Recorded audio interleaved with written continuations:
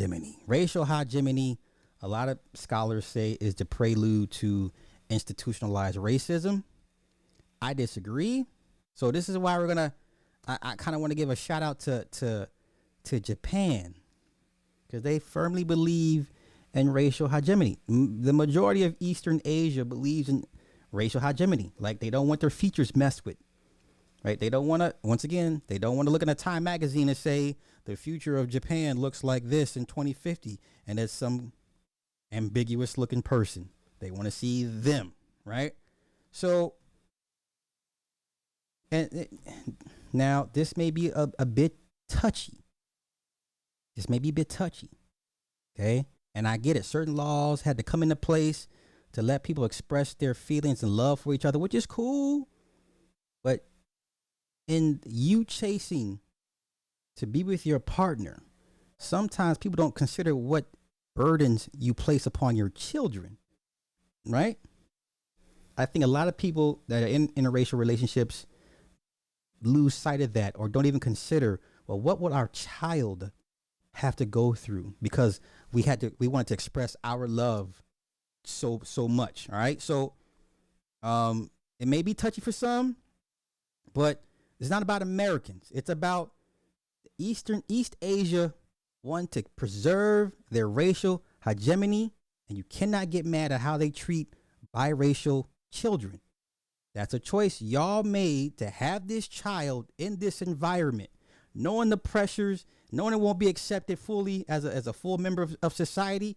Y'all placed them burdens on y'all child because y'all thought it was more important to express y'all loves for each other. I'm not saying that's right or wrong. I'm just saying your children gonna have to bear that brunt. Okay? Let's get to it.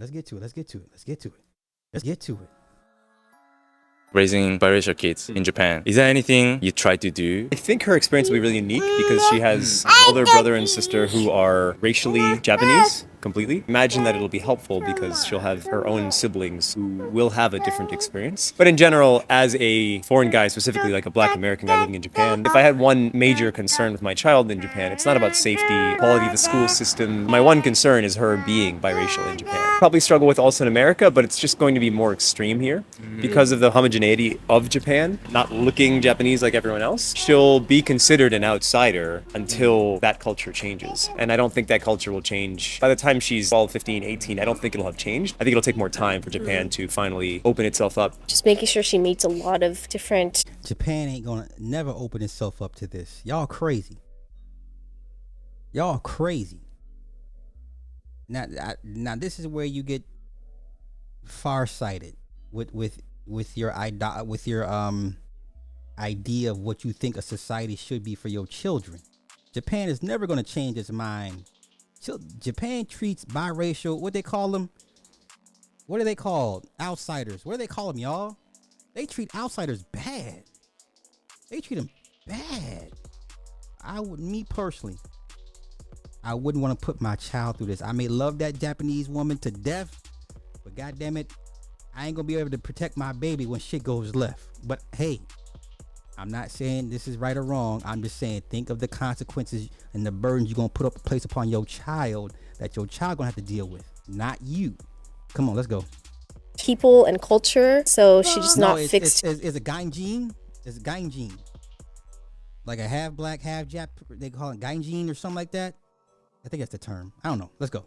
It's just one. When she understands who she really is, like, it'll be more easy for her to accept, like, oh, there's a lot of different people, so like I'm my own person, you know.